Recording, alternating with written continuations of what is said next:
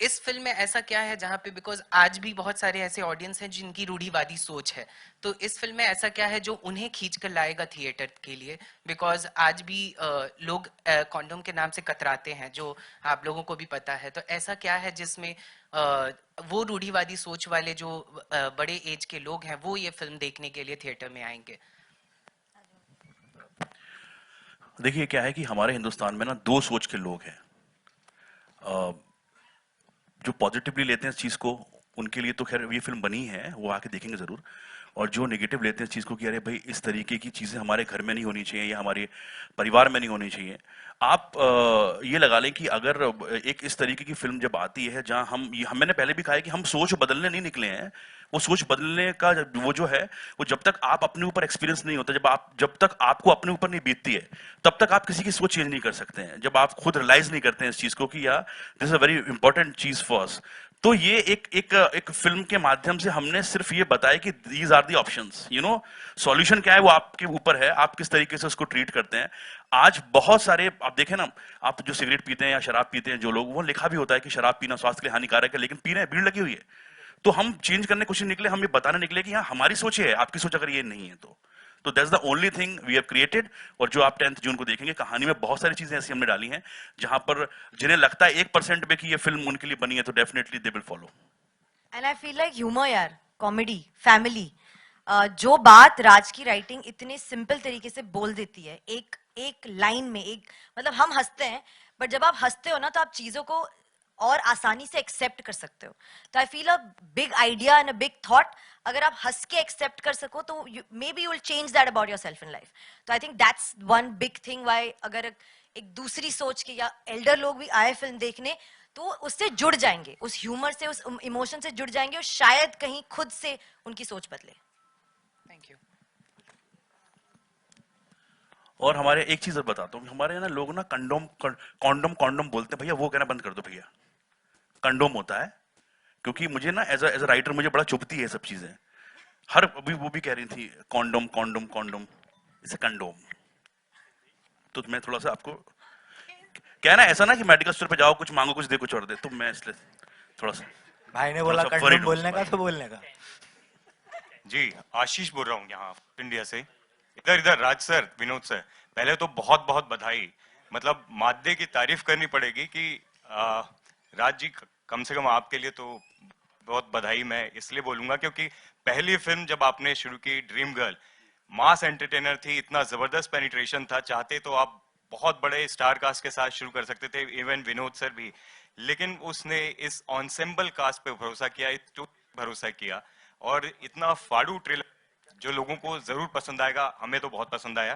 पहली बात ये कि ये जो विश्वास है, ये ट्रस्ट अपने एक्टर्स पे, स्टोरी पे, वो कैसे आया, और ये जनहित में जो आपने ऐसी स्टोरी लेकर आए हैं वो कैसे कर लेते हैं। उसके बाद नुसरत से मेरा सवाल होगा। Thank you so much. आपने इतना तरीके वाला सवाल पूछा और विशेष आपकी, थैंक यू सो मच। क्या है कि हर एक राइटर के जहन में एक चीज़ होती है कि मुझे इस किस्म की फिल्म लिखनी है या बनानी है। मैंने पहले भी कहा कि हमारे यहाँ पर इस वक्त जो हालात हैं, स्पेशली हम जिसको बॉलीवुड बॉलीवुड कह रहे हैं, तो लोगों को एक कंटेंट ड्रिवन फिल्में चाहिए, और ऐसी कुछ फिल्म चाहिए शायद उन्होंने बिट्स एंड पीसेस में सुनी हो लेकिन कभी देखी ना हो। उस बारे में आज हम लोग सब अवेयर हैं इस बात से, लेकिन हम लोग कहीं ना कहीं इग्नोर करते हैं इस चीज को।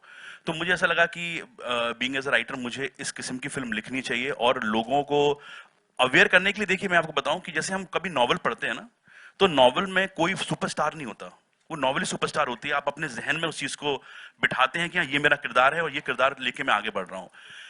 हमेशा हम लोगों ने एक लड़के को ही, आदमी को ही कॉन्डम सेल्स करता हुआ देखा है, यू नो। तो ऐसा कुछ हम नया करने वाले थे कि जो बाकी फीमेल्स के लिए भी इंस्पायर करे जिस चीज को। तो लिखते वक्त यही जहन में था कि क्यों ना एक लड़की कॉन्डम बेचे जो सबसे ज्यादा अवेयर करे। और जैसा कि फिल्म में भी हमने बताया है कि मर्दों के लिए कॉन्डम सिर्फ एक जरूरत है, लेकिन औरतों के लिए जरूरी है। और ये इस पूरी लाइन के साथ, इस पूरे थॉट के साथ हम ये फिल्म लेकर आए हैं कि आज भले ही लोग जो हैं, लड़के जो हैं, वो इसे यूज करें ना करें, लेकिन औरतों को आवाज उठानी पड़ेगी, औरतों को ये यूज करना पड़ेगा। बिकॉज औरत को ही प्रॉब्लम होती है, मर्दों को प्रॉब्लम नहीं होती। तो ह्यूमर में ये बताने का बहुत सिंपल सा तरीका जो मेरी जबान में आया वो मैंने लिखा और अभी जय ने डायरेक्ट की है फिल्म, बहुत बढ़िया फिल्म डायरेक्ट की है। 10 जून को आप देखेंगे तो आपको आपके बाकी सवालों के जवाब भी मिल जाएंगे उसमें। नुसरत जी, हम इससे पहले भी आपकी फिल्में देख चुके हैं, छोरी, और अब ये फिल्म है, तो आप ऐसे कंटेंट ड्रिवन सब्जेक्ट आप चूज कर रही हैं डिलिबरेटली की क्या है ये आपका? हाँ यार, मैं तो आई हूँ कंटेंट ड्रिवन सिनेमा के सक्सेस से। प्यार का पंचनामा 1, 2, LSD, सोनू की रेडी की स्वीटी, हमें कोई नहीं जानता था। हम स्टार्स नहीं थे, हम कहीं से किसी बैकिंग से नहीं आए थे। We were a bunch of kids जिनको एक फिल्म में एक डायरेक्टर ने और प्रोड्यूसर ने कास्ट कर लिया। We got lucky. और उस फिल्म की कंटेंट बहुत लोगों तक कनेक्ट हुई, बहुत पॉपुलर हुई, तो हमने आगे एक पिक्चर की, फिर वो पॉपुलर हुई तो हमने आगे एक पिक्चर की। तो मुझे तो जिंदगी in this field of acting in cinema the he audiences ने है। तो अगर मैं उन्हीं की कहानी की फिल्म नहीं करूंगी तो क्या करूंगी? So I feel like it's just justified. This is the second movie छोरी के बाद, and first of all congratulations, it's a Thank you. content driven movie. जब आपको पता चला आपका कैरेक्टर कि आपका रोल है जिसमें आपको कॉन्डम बेचना है, what was your first reaction on that? I was blown away. I said mind blowing, करते हैं, because I know his world, I know where he comes from, I know what he is trying to say. मैंने जब आप एक इंसान के साथ काम करो ना, और हमने ड्रीम गर्ल के लिए पता नहीं कितने क्या कॉन्वर्सेशंस की है, तो जब आपको एक इंसान का विजन समझ में आता है ना, तो फिर वो बात जो है ना कि कॉन्डम बेचने वाली लड़की, वो आपको खटकती नहीं है, फिर लगती है बहुत मजा आएगा, ये कुछ करेंगे हम तगड़ा, वो विश्वास पहले से ही सेट हो जाता है। सो या Vinod sir, say a question. यार Anuj, hi. sorry, यार आपने तो फर्स्ट कॉन्डम में अपने दोस्त के लिए लेने गए थे, उसके बाद श्योरली आप खुद के लिए भी तो लेने गए होंगे कभी, तो कभी ऐसे कोई मोमेंट रिएक्शन जब केमिस्ट में आपने कॉन्डम मांगा हो या पान पट्टी मांगा हो, बाजू वाले ने रिएक्शन देके दिया हो, एनी कोई funny moment you would like to share? यार अगर हुआ भी होगा तो I was probably too oblivious to it because for me it was never a taboo. You know कि गए लिया आ गए मैं बचपन से फ्रैंक रहा है लड़का। पापा ये काम जा रहे हो? बेटा मैं जा रहा हूँ, मार्केट जा रहा हूँ, वो लेने चीनी लेने। पापा 2 कॉन्डम ले आना मेरे लिए। ये इतना फ्रैंक रहा है बचपन से। इसने तो फ्लेवरों के नाम दिए हैं, फ्लेवर भी बोला होगा। हाँ हाँ, ये तो सारा सिंगाड़ा बंगाड़ा सब है।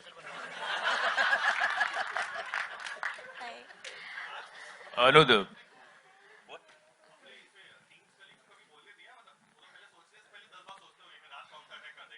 यार मैं राइटर आदमी, मुझे बोलने का मौका बड़ा कम मिलता है।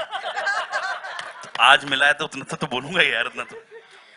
जय, मेरा सवाल आपसे है, जब इतने कमाल के एक्टर्स हों साथ में तो कितना आसान हो जाता है आपके लिए इनको डायरेक्ट करना, और दूसरा राज जैसे मतलब इतना लगातार हम लोग को एंटरटेन कर रहे हैं, तो सेट पे कैसा माहौल रहता था? तो चूंकि ये एक ह्यूमर फिल्म है, सेट पे माहौल तो बहुत ही ह्यूमरस था। लोग हमने हंस खेल के पिक्चर बना दी। उदास होके क्यों बोल रहे हो? ये एक तरीका वो है। इसने जय का रिएक्शन देखो, आप कैसे हो? आप अच्छे हो? आप? बहुत खुश हूँ।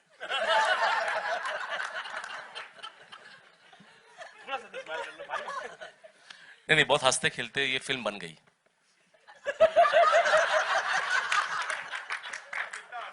जय, हेलो जय। मैंने जय को एक बात बोली थी कि जय, मेरा ह्यूमर थोड़ा ब्लैक है, इट्स अ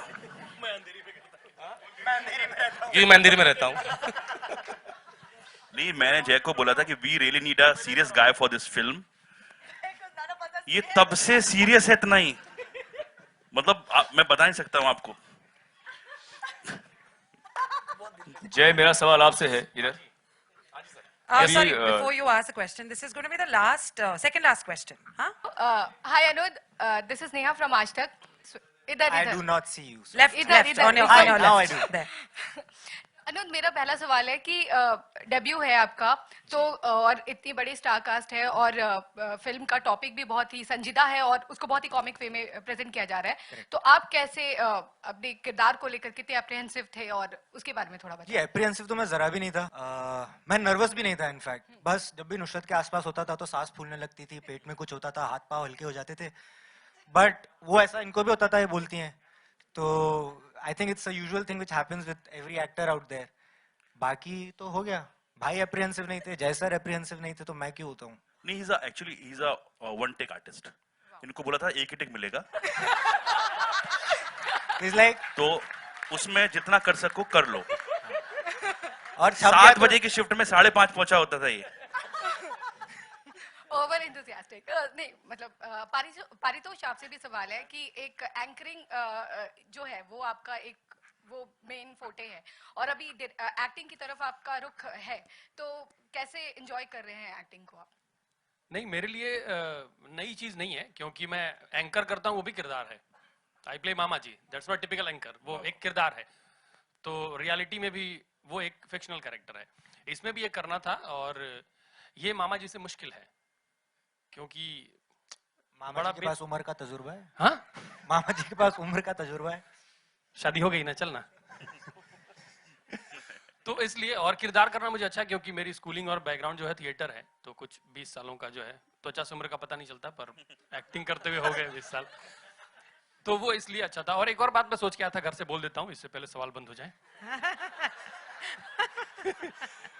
2 तरह की फिल्में आती हैं हमारे वहाँ, कुछ बड़ी फिल्में आती हैं और कुछ फिल्में आने के बाद बड़ी होती हैं। वाह, ये दूसरी वाली है। वाह। On that